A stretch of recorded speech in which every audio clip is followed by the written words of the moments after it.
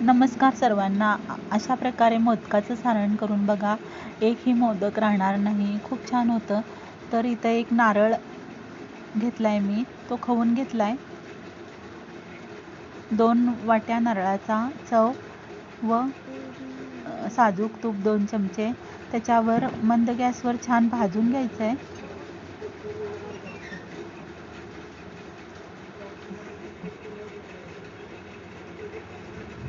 थोडंसं लालसर होईपर्यंत.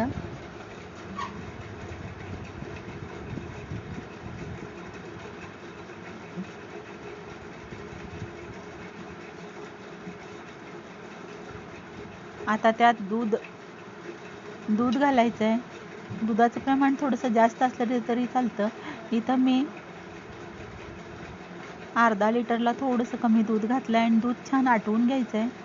खोबऱ्यामध्ये छान आटवून घ्यायचं आहे दूध. त्यातच थोडेसे काजू, थोडेसे बदाम घालायचे आहेत आणि थोडीशी वेलची पूड, जायफळ पूड आणि भाजलेली खसखस घालून छान एकजीव करायचं आहे. दूध सगळं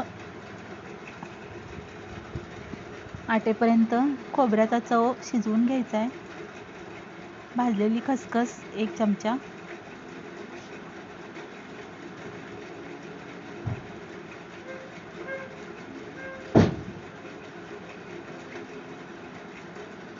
आता इथं दूध छान आटलंय आपलं. आता 2 वाट्या खोबऱ्याला 1.5 वाटी गूळ घातला. इथं तुम्हाला जर कमी गोड आवडत असेल तर तुम्ही थोडासा गूळ कमी पण करू शकता. गुळाऐवजी साखरही वापरू शकता. आणि छान एकजीव करून घ्यायचं आहे.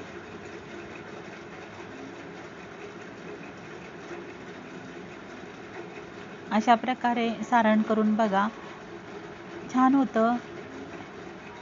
खवा घातल्यासारखी चव येते.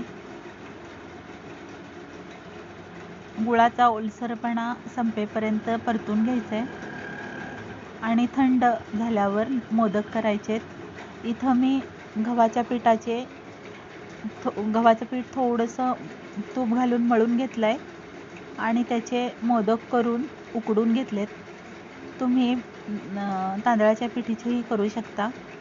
व्हिडिओ आवडला असेल तर नक्कीच लाईक, शेअर आणि सबस्क्राईब करा. धन्यवाद.